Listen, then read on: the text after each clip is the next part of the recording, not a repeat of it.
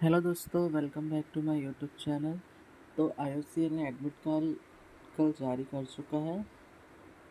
तो आज हम एग्ज़ाम की प्रिपरेशन और स्ट्रैटेजी देखेंगे जो junior engineering assistant electrical engineering के लिए है। इसमें हम कुछ इम्पॉर्टेंट सब्जेक्ट और उसके इम्पॉर्टेंट टॉपिक्स, फार्मूलाज, सिम्बॉल्स और PYQ क्वेश्चन पेपर जो हैं वो देखेंगे। तो देखिए, इसमें इम्पॉर्टेंट सब्जेक्ट क्या क्या है।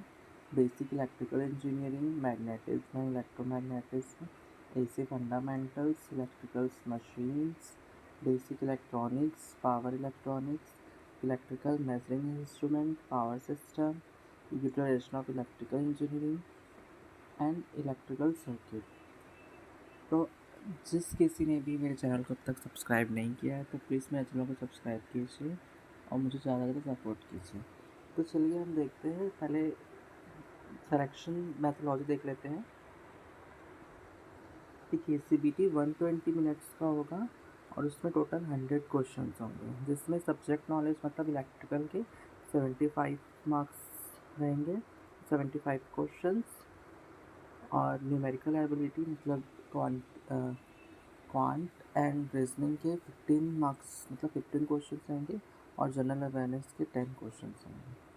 ठीक है, तो चलिए हम अब सब्जेक्ट्स के इम्पोर्टेंट टॉपिक्स पे बात करते हैं। देखिए, बेसिक इलेक्ट्रिकल इंजीनियरिंग में ये पूरे टॉपिक्स हैं। देखिए, इसमें सबसे पहले है कॉन्सेप्ट ऑफ इलेक्ट्रिसिटी, फिर concept of current, concept of current direction, current में आपको डायरेक्शन ऑफ करंट देखना है, AC DC, alternating current, direct current के बारे में पढ़ना है, रेजिस्टिविटी, उसकी रेसिप्रोकल क्या होता है, कंडक्टिविटी, उसका फार्मूला, उसका SI यूनिट, रेजिस्टेंस उसका फार्मूला, SI यूनिट, और रेजिस्टेंस रेसिस्टिविटी किस किस फैक्टर्स पर डिपेंड करता है, और रेजिस्टेंस का reciprocal conductance, potential difference, EMF, potential, concept of electric charge, उसकी वैल्यू कितनी होती है, इलेक्ट्रिक पावर, उसके डिफरेंट फार्मूलाज, और 1 किलोवाट में कितने जूल होता है, इलेक्ट्रिकल एनर्जी, उसका फार्मूला, जैसे electrical energy is equal to P/T, power into time होता है, ओम्स लॉ, और ओम्स लॉ का फार्मूला, फिर effect of temperature of resistance, फिर की different different resistance and temperature पे, और टेम्परेचर कोफिशिएंट ऑफ रेजिस्टेंस, इसका फार्मूला, एंड इस पर numerical questions, resistance in parallel and series, resistance in parallel और सीरीज, और उसके इक्विवेलेंट रेजिस्टेंस कैसे निकालते हैं, सीरीज में हो या फिर पैरेलल में हो, colour coding of carbon register, colour coding of carbon register देख लेते हैं हम लोग। ठीक है, इसी कलर कोडिंग ऑफ है, तो इसमें आप इस तरीके से याद रख सकते हैं, BB Roy great Britain very good wife. तो इस बी का जो पूरा कलर है वो इस लाइन से लिखा हुआ है, और वैल्यूज़ क्या क्या है उसके, टॉलरेंस के वैल्यू, तो उसको कैसे निकालना है। जैसे कि रेजिस्टेंस वैल्यू को पढ़ने के लिए हम फर्स्ट 3 कलर बैंड्स का यूज़ करते हैं। पहले 2 कलर बैंड्स के हम डिजिट यूनिट मतलब, अगर क्या बोलते हैं, फर्स्ट तो में ब्लैक और ब्राउन है तो 0 और 1, और जो तीसरा रहता है उसके लिए हमने नंबर ऑफ़ ज़ीरोस, जैसे कि इसमें दिया ABC का, A रेड है, B ब्राउन है और C ऑरेंज है, तो A 2 लेंगे, B का 1 और C के नंबर ऑफ़ ज़ीरोस, तो ये 21,000 ओम आएगा।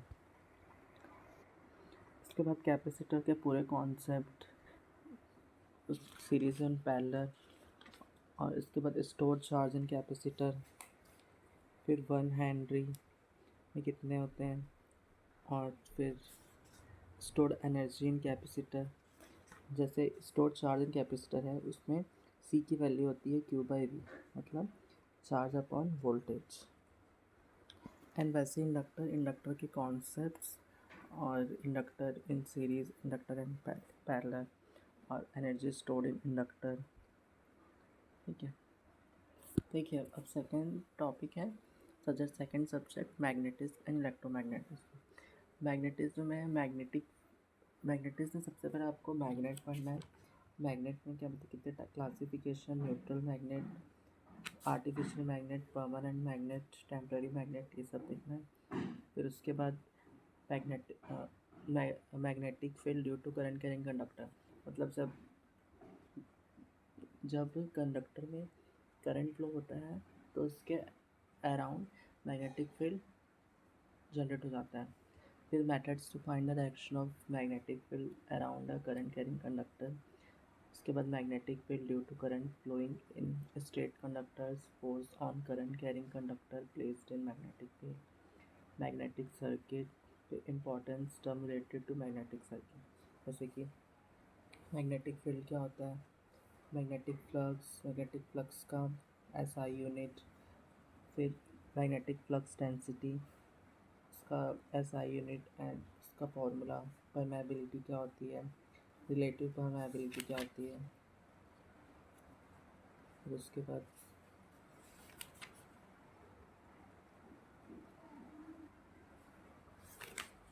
परमियंस क्या होता है, रिलक्टेंस क्या होता है, रिलक्टेंस का फॉर्मूला, रिलक्टेंस का एसआई यूनिट। उसके बाद कंपैरिजन देख लेना मैग्नेटिक सर्किट और इलेक्ट्रिक सर्किट में, और डिसिमिलैरिटीज एंड सिमिलैरिटीज़ क्या होती है। उसके बाद लीकेज फ्लक्स क्या होता है,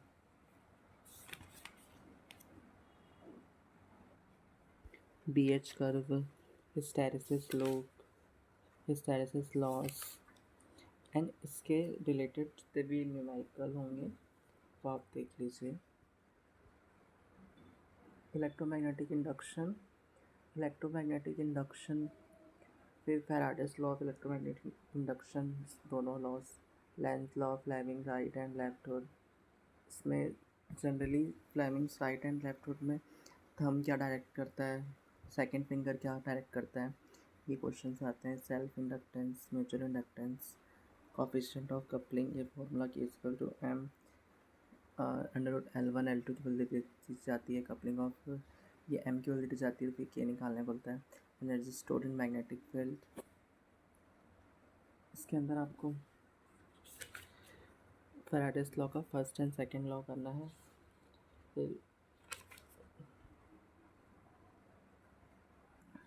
mutually induced EMF, self induced EMF, इसके फॉर्मूलाज देख लेना, और सबके न्यूमेरिकल क्वेश्चंस जो होंगे वो आप अच्छे से देख लीजिएगा। इसके बाद हम थर्ड सब्जेक्ट में जाते हैं। एसी फंडामेंटल्स में concept of alternating current and voltage, form factor and peak factor, RMS value and average value, terms related to AC through pure resistance, inductance, capacitance, inductive reactance, capacitive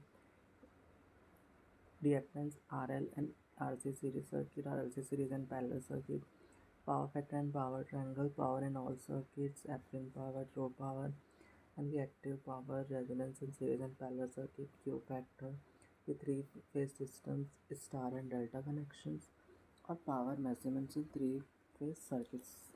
ये topics हैं जिसको आपको cover करने हैं। Concept of alternating है voltage current में आपको पूरा अच्छे से कॉन्सेप्ट क्लियर करना है। फॉर्म फैक्टर बहुत ही इंपॉर्टेंट होता है जिसका 1.11 वैल्यू होता है। और peak factor I M upon I R M S होता है, मतलब √2, जिसका वैल्यू 1.414 होता है। फिर R M S value and average value ये आपको अच्छे से देखना है, इसका फॉर्मूला क्या होता है, और टर्म्स रिलेटेड टू एसी, जैसे कि वेव फॉर्म क्या होता है, instantaneous value, cycle, alteration, time period, frequency, ये सब आपको अच्छे से देखना है। फिर उसके बाद एसी थ्रू प्योर रेजिस्टेंस में क्या होता है, एसी थ्रू प्योर रेजिस्टेंस में करंट एंड वोल्टेज एक ही डिफरेंस में होता है, जिससे कि पावर फैक्टर यूनिटी होता है। इसका फेजर डायग्राम भी देख लीजिएगा। उसके बाद एसी थ्रू प्योर इंडक्टेंस, इसमें करंट लैग करता है 90 डिग्री वोल्टेज से, और पावर फैक्टर भी लैगिंग होता है। और इसके पूरे कॉन्सेप्ट एंड फेजर डायग्राम भी आप देख लीजिए। इसके बाद AC through pure capacitance. Pure capacitor में करंट लीड करता है वोल्टेज से 90 डिग्री, और उसका कॉन्सेप्ट पूरा। उसका इंडक्टिव रिएक्टेंस क्या होता है और इसकी वैल्यू 2πfL होती है। वैसे ही कैपेसिटिव रिएक्टेंस जिसकी वैल्यू 1/2πfC होती है। फिर RL सीरीज सर्किट में वेव फॉर्म इम्पिडेंस ट्रायंगल। इसकी इम्पिडेंस ऑफ द सर्किट क्या होगा, Z = √R² + XL²। Power factor of the circuit cos phi = R/Z। Phase angle phi = tan inverse XL/R होगा। और करंट लीड और लैग द वोल्टेज। एंड इससे related सारे numerical questions. ऐसे ही फिर RC सीरीज सर्किट, जिसमें tan इनवर्स की value XC/R, मतलब फाई की वैल्यू tan इनवर्स XC/R होगा। एंड Z की वैल्यू इम्पिडेंस √R² + XC² होगा। और इससे रिलेटेड सारे इम्पॉर्टेंट न्यूमेरिकल भी कर लीजिएगा। ऐसे ही RL और RC के पैरेलल सर्किट्स के सभी इम्पॉर्टेंट टर्म्स एंड न्यूमेरिकल्स देख लीजिए। और RLC सीरीज सर्किट में Z √R² प्लस ब्रैकेट में XL - XC का whole square. Circuit current I V/Z होगा। Phase angle tan inverse XL - XC/R। Power factor cos phi R/Z। And power consume P = VI cos phi। ऐसे ही इसके parallel circuit में भी ऐसे ही पूरे terms and important numerical. Power factor क्या होता है, पावर फैक्टर एक्चुअल पावर और एपरेंट पावर का रेशियो होता है, या फिर cosine of phase angle between voltage and current. इसका पूरा फॉर्मूला एंड पावर ट्रायंगल कैसे बनता है। और सबसे इम्पॉर्टेंट टॉपिक कि डिफरेंट पावर कौन कौन, जैसे कि एक्टिव पावर को average, real and true power भी कहते हैं, और ये रेजिस्टेंस के कारण होता है। जैसे कि इसका फॉर्मूला है VI cos phi, और उसका SI यूनिट है वॉट। दूसरा है एपरेंट पावर, जो इम्पीडेंस के कारण होता है, और उसका फॉर्मूला है VI SI unit volt ampere. Reactive power जैसे रिएक्टेंस के कारण होता है, और VI sin theta volt ampere reactive होता है। और इस तीनों का फॉर्मूला S² + P² + Q², मतलब S की वैल्यू √P² + Q²। S मतलब एपरेंट पावर, P मतलब एक्टिव पावर, और Q मतलब रिएक्टिव पावर। इसके बाद resonance in series and parallel. इसका फॉर्मूला है FR = 1/2π√LC। एंड वैसे ही उसमें पैरेलल सर्किट में उसकी फ्रीक्वेंसी 1/2π√1/LC - R²L² होता है। और क्यू फैक्टर का फॉर्मूला देख लेना। और थ्री फेज सिस्टम, और उसमें terms related to three phase system, star and delta. Three phase system में स्टार कनेक्शन में line voltage and line current and power. वैसे ही डेल्टा कनेक्शन में भी line voltage, line current and इससे power क्या होता है वो देखना है। और पावर मेजरमेंट में 1 watt meter, 2 watt meter and 3 watt meter method. इसके बाद इलेक्ट्रिकल मशीन में सबसे पहले है ट्रांसफार्मर। उसके अंदर single phase transformer, three phase transformer और ऑटो ट्रांसफार्मर। उसके बाद DC machine, DC generator, DC motor. Induction machine, three phase and single phase induction machine. Synchronous machine में सिंक्रोनस जनरेटर, जिसको अल्टरनेटर भी कहते हैं, और सिंक्रोनस मोटर। स्पेशल मोटर्स में ये पूरे सातों दिए हुए हैं। Universal reluctance, hysteresis, stepper, servo, linear induction and repulsion motor. ये इम्पॉर्टेंट टॉपिक्स हैं, जिसमें सबसे पहले ट्रांसफार्मर क्या होता है, वो जो वोल्टेज एंड करंट लेवल को चेंज करता है, लेकिन पावर कांस्टेंट रहता है। इसके बेसिक कंस्ट्रक्शन, जिसमें कोर किसका बना होता है, लेमिनेशन क्यों किया जाता है। जनरली कोर जो होता है वो CRGO स्टील का बना होता है। उसके बाद theory of an ideal transformer के क्या क्या पैरामीटर्स होते हैं, जिसमें no winding resistance, no leakage flux and no iron losses. फिर इसके बाद EMF इक्वेशन ऑफ ट्रांसफार्मर क्या होता है, CP 4.44 FN5 होता है। Voltage transformation E2/E1 = N2/N1 K। Practical transformer जिसमें आयरन लॉसेस होते हैं, वाइंडिंग रेजिस्टेंस होता है, लीकेज रिएक्टेंसेस भी होता है। उसके बाद practical transformer on no load, ideal transformer on no load, उसकी पूरे कॉन्सेप्ट्स। उसके बाद जो टेस्ट होते हैं, फिर ट्रांसफार्मर का इक्विवेलेंट सर्किट, देन उसके बाद जो टेस्ट परफॉर्म करते हैं, open circuit and short circuit test. Open circuit to find out constant losses को निकालने के लिए, कोर लॉसेस मतलब ओपन सर्किट टेस्ट किया जाता है। शॉर्ट सर्किट में वेरिएबल लॉसेस मतलब कॉपर लॉसेस को निकाला जाता है। तो इसके बाद लॉसेस कौन कौन से होते हैं,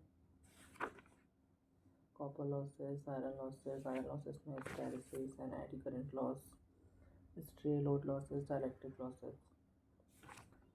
एफिशिएंसी क्या होती है ट्रांसफार्मर की, फिर impedance ratio, voltage regulation, then all efficiency, construction, cooling of transformer में कैसे कैसे कूलिंग होती है, 3 फेज ट्रांसफार्मर, उसका पूरा कॉन्सेप्ट, ऑटो ट्रांसफार्मर, उसका पूरा कॉन्सेप्ट। उसके बाद DC मशीन। सबसे पहले DC मशीन का कंस्ट्रक्शन, योक होता है, फिर पोल्शन, pole shoe, field winding, armature core, armature winding, commutator and brushes. Commutator कौन से किसका बना होता है, ब्रशेस किसका बना होता है, ये सब। फिर application of DC machine, series motor कहाँ कहाँ यूज़ होता है, DC शंट मोटर कहाँ कहाँ यूज़ होता है, कौन कंपाउंड मोटर कहाँ कहाँ यूज़ होता है। तो सबसे पहले DC जनरेटर में फ्लेमिंग के राइट हैंड रूल से करंट इंड्यूस्ड EMF का डायरेक्शन फाइंड आउट करते हैं। Types of DC generator, permanent magnet, separated excited, फिर सेल्फ एक्साइटेड। फिर सेल्फ एक्साइटेड में series wound, shunt wound, compound wound होता है। और कंपाउंड वाउंड के अंदर cumulative compound, differential compound, short shunt, long shunt. फिर सेल्फ एक्साइटेड सीरीज वाउंड का डायग्राम एंड उसका formula, shunt wound, compound wound, सबके फॉर्मूले हैं, डायग्राम। फिर EMF equation of DC generator, P5Z10/60 है, जहाँ P नंबर ऑफ पोल्स हैं, 5 फ्लक्स पर पोल है, Z equal to total number of armature conductors, N speed, और A number of parallel paths in armature, जिसके लिए लैप वाइंडिंग में A is equal to P number of poles और lap winding में A is equal to 2 लेना है। तो इससे रिलेटेड पूरे न्यूमेरिकल क्वेश्चंस। उसके बाद characteristics, magnetic and open circuit, internal और टोटल और एक्सटर्नल सबके। Series motor, series generator, shunt generator, compound wound, DC generator, सबके अलग अलग कैरेक्टरिस्टिक्स। फिर आर्मेचर रिएक्शन और DC जनरेटर लिख लेना। फिर इसका कम्यूटेशन प्रोसेस कौन किस प्रिंसिपल पे वर्क करता है, जैसे कि ट्रांसफार्मर, इलेक्ट्रोमैग्नेटिक, इंडक्शन में, इन सब के प्रिंसिपल देख लीजिए। उसके बाद DC मोटर, DC मोशन में working of DC motor, DC motor का प्रिंसिपल, कि जब current carrying conductor magnetic field में प्लेस किया जाता है तो करंट एक्सपीरियंस करता है मैग्नेटिक फोर्स। बैक ईएमएफ क्या होता है? Voltage equation of DC motor, types of DC motors, shunt wound, series wound, compound wound. फिर speed regulations, losses in DC motor, copper losses होते हैं, मैकेनिकल लॉसेस होते हैं और आयरन लॉसेस होते हैं। फिर efficiency of DC motor, DC motor की characteristics of DC shunt motor, characteristics of DC series motor, characteristics of commutative compound motors. सबके characteristics. Then speed control of DC series motor. सबसे पहले flux control method, armature diverter, tapped बेल control,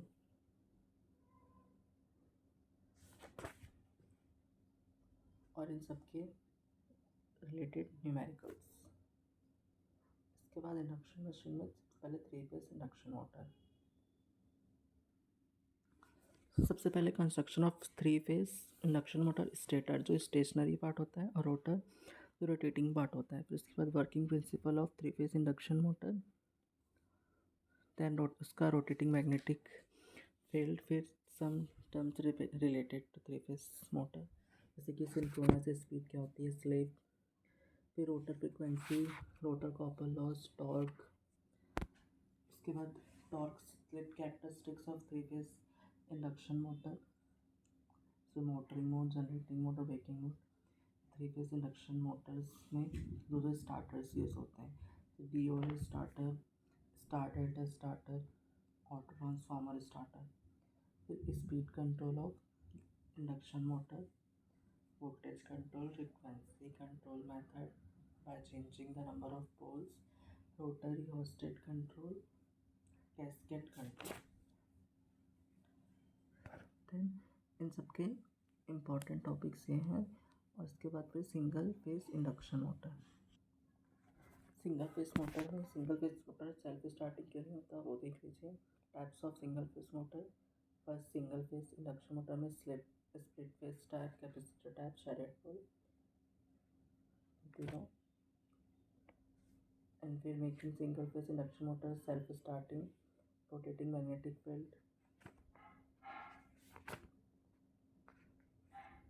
इन पूरे जो single phase के types है उसको अच्छे से देख लीजिए, फिर और पूरे रिलेटेड न्यूमेरिकल्स। फिर सिंक्रोनस मशीन में पहले synchronous generator, construction of 3 phase alternator, working of 3 phase alternator,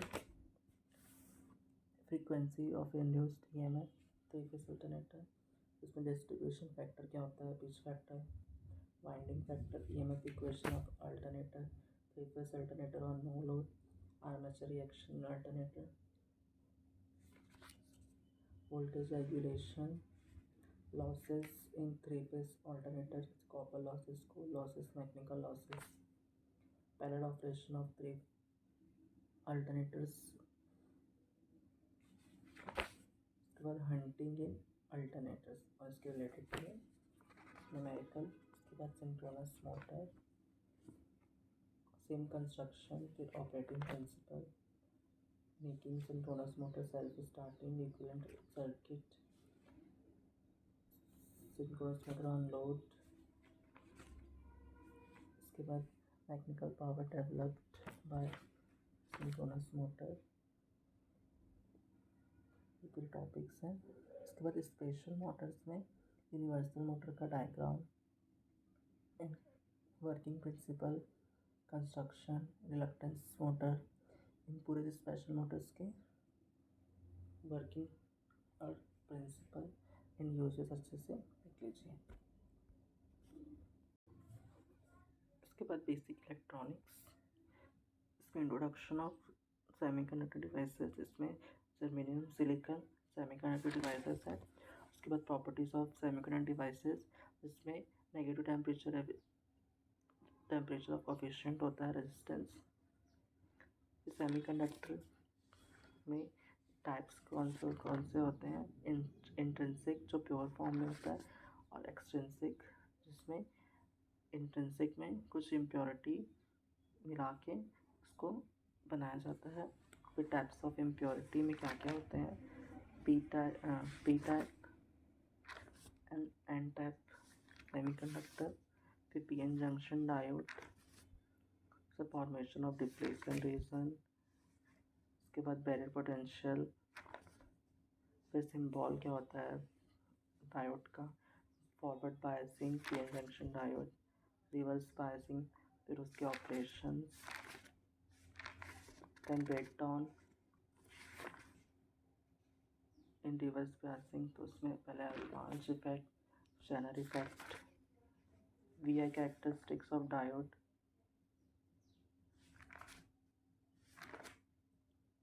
फिर इसके बाद जेनर डायोड का सिंबल, देन रेक्टिफायर में दो टाइप के होते हैं, full wave and half wave. Full wave में दो टाइप्स के होते हैं, bridge and centre type rectifier. और फिर उन सबके रिलेटेड टर्म्स, जैसे इसमें half wave and full wave के DC output voltage, RMS output voltage, ripple factor क्या होता है, फिर एफिशिएंसी, TUF, PIV, ये पूरे इसके रिलेटेड टर्म्स के वैल्यू। ट्रांजिस्टर में टाइप्स PNP, फिर उसमें ट्रांजिस्टर बायसिंग होती है वो, फिर एम्पलीफायर के टाइप्स, फिर टाइप्स ऑफ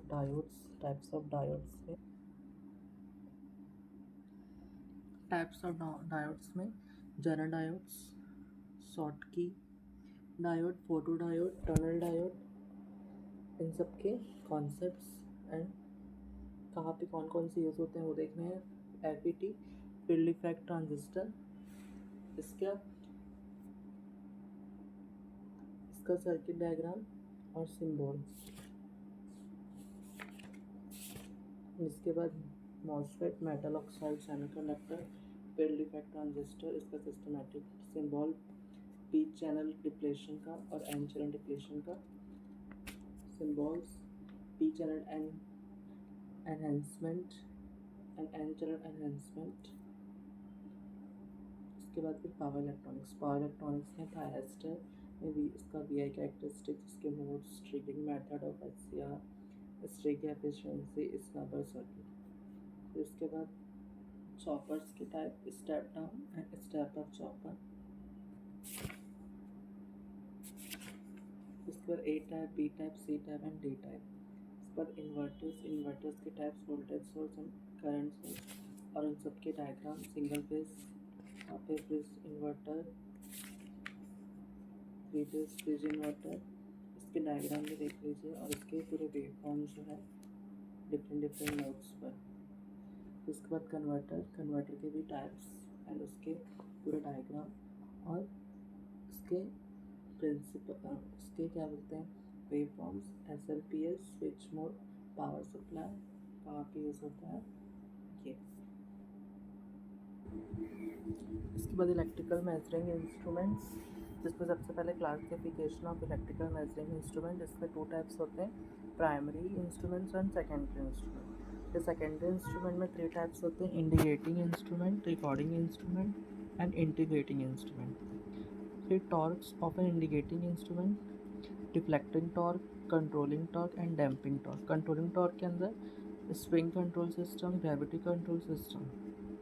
तो डैम्पिंग टॉर्क में 3 टाइप्स होते हैं, air friction damping system, eddy current damping system and fluid friction damping system. Instrument transformer 2 types के होते हैं, current transformer, potential transformer. Current transformer is used for measuring the current, high tension current के लिए, और इसको ये step up transformer भी कहते हैं इसको, it is a step up transformer, और इसको हमेशा सीरीज़ में कनेक्ट करते हैं मेन सर्किट के साथ। वैसे पोटेंशियल ट्रांसफार्मर, ये step down transformer, it is a step down transformer और हाई वोल्टेज मेज़र करने के लिए होता है, और इसे मेन सर्किट में पैरेलल में जोड़ते हैं। इसके बाद PMMC किस पर काम करता है, जैसे कि ये सिर्फ DC पे काम करता है। तो इसका प्रिंसिपल ऑफ PMMC फिर कंस्ट्रक्शन ऑफ पीएमसी, फिर वर्किंग ऑफ पीएमसी, फिर galvano type coil, moving coil, इसका प्रिंसिपल, फिर कंस्ट्रक्शन ऑफ वर्किंग, फिर देन इसके बाद conversion of galvanometer into ammeter and voltmeter. Ammeter बनाने के लिए उसमें लोवर्ड रेजिस्टेंस कनेक्ट करते हैं पैरेलल में, और वोल्टमीटर के लिए पैरेलल सीरीज में शंट कनेक्ट करते हैं। फिर then moving iron instrument. Moving iron instrument AC and DC दोनों पे वर्क करता है, और इसका स्केल यूनिफॉर्म नहीं होता, और ये चीप होता है, और इसमें एयर डैम्पिंग यूज़ होता है, और deflecting torque is produce due to moving iron piece, और ये लेस एक्यूरेट होता है और लेस सेंसिटिव होता है। और इसके दोनों types, attraction type moving iron instrument और repulsion type moving iron instrument. उसके बाद आप extension of ammeters range, instrument range, तो एमीटर शंट्स और इसमें वोल्टेज मल्टीप्लायर। फिर इसके बाद मल्टीमीटर, मल्टीमीटर क्यों यूज़ करते हैं, इसमें करंट, वोल्टेज, रेजिस्टेंस तीनों मेजरमेंट कर सकते हैं, और इसको एम्पियर, वोल्ट, ओम मीटर भी कहते हैं। इसका कंस्ट्रक्शन देख लीजिए। फिर वॉट मीटर, वॉट मीटर सिर्फ वॉट मीटर किस पे काम करता है, तो वॉट मीटर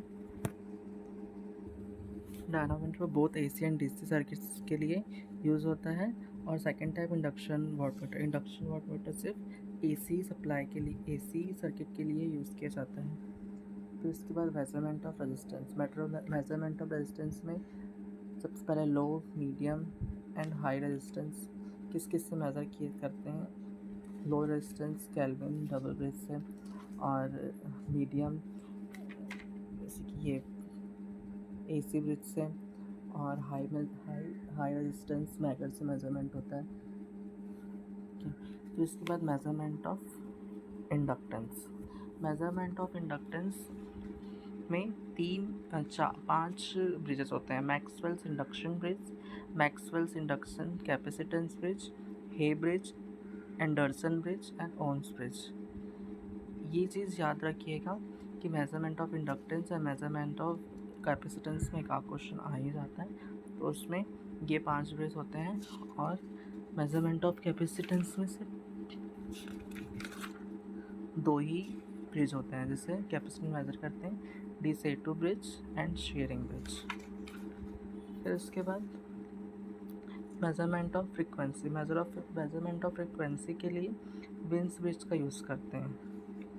फिर उसके बाद एनर्जी मीटर। एनर्जी मीटर के लिए driving device, braking device and recording device के लिए होता है। इसका पार्ट्स, इसमें टाइप्स होते हैं, टाइप्स देख लीजिए। फिर मैगर, फिर कैथोड रे, एक्सोस्कोप। इसके बाद देखिए, इसके बाद है पावर सिस्टम। पावर सिस्टम सबसे पहले generation, source of energy. Source of energy कि कौन कौन से सोर्सेस रहते हैं जनरेशन के लिए। जनरेटिंग स्टेशन, तो thermal power station, hydro power station, diesel power station and nuclear power plant. ये चारों के साइट सेलेक्शंस कहाँ कहाँ पे, running cost, capital cost, maintenance, और कौन ज़्यादा पॉल्यूटेड होता है, कौन ज़्यादा, और किसकी कितनी एफिशिएंसी होती है, किस, और सबके पार्ट्स अच्छे से देख लीजिए। फिर important terms and factors of ये, जैसे कि load factor, demand factor, average load, connected load, plant capacity factor,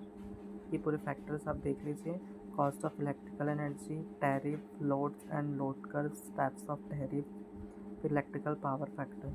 transmission में voltage level, types of voltage levels होते हैं, conductors used in transmissions, line parameter, RLC, HVDC, HVAC, types of transmission lines, short, medium and long, इनकी distance कहाँ से कहाँ तक होते हैं, शॉर्ट के, मीडियम के कहाँ से कहाँ तक होते हैं, लॉन्ग के कहाँ से कहाँ तक होते हैं। Ferranti effect, concept of corona, sag, skin effect, proximity effect, symmetrical and unsymmetrical fault, सबसे रेयर फॉल्ट एंड सबसे कॉमन फॉल्ट कौन सा होता है। फिर डिस्ट्रीब्यूशन, फिर classification of distribution system, radial and ring main system, feeder, serviceman, distributors क्या होता है, फिर पावर सिस्टम प्रोटेक्शंस के लिए मतलब स्विच केयर इक्विपमेंट्स कौन कौन से होते हैं, तो उसमें पहले होता है fuse, relay, circuit breakers, insulator, 33 kV, 11 kV, 66 kV में कौन कौन से insulator, pin type insulator, cycle type insulator,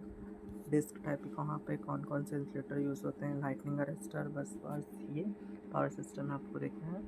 फिर देन उसके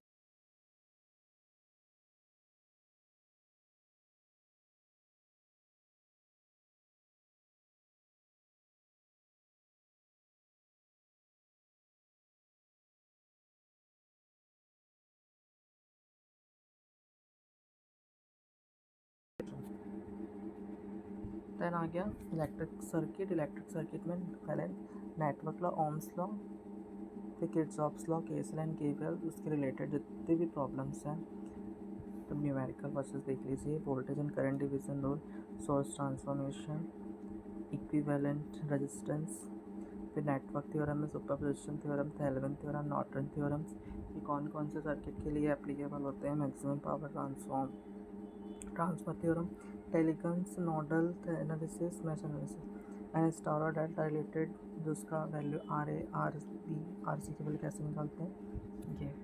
इसके बाद हम देखते हैं इम्पॉर्टेंट फार्मूला। तो सबसे पहले बेसिक इलेक्ट्रिकल्स का Q equal to N E, जहाँ Q चार्ज है और n number of electrons and E magnitude of electron, I is equal to Q by T, V is equal to W by Q, H is equal to I square R T and V is equal to I R, फिर I की value R की value R rho. इसके बाद power V I, electrical energy power into time, फिर R T is equal to R naught 1 plus alpha naught T, electrical circuit series resistance in parallel, KVL,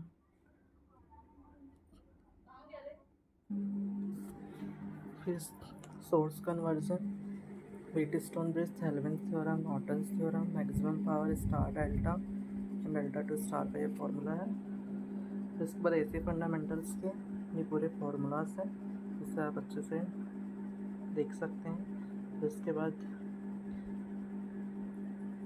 magnetism and electromagnetism के basic electronics का, so electrical machine की ये important formula है। उसके बाद ये previous year question papers हैं, जो कहीं कुछ सोर्सेस से मैंने देख के लिखा है, ये कुछ क्वेश्चन ही हैं और कुछ सिंबल्स हैं जो इम्पोर्टेंट हैं। ये सिंबल्स हैं जो जनरली आ सकते हैं। तो आशा करता हूँ कि ये वीडियो आपको पसंद आया हो। प्लीज़ मेरे चैनल को सब्सक्राइब कीजिए और मैं इस तरह की वीडियो अपलोड करता रहूँगा। Thank you.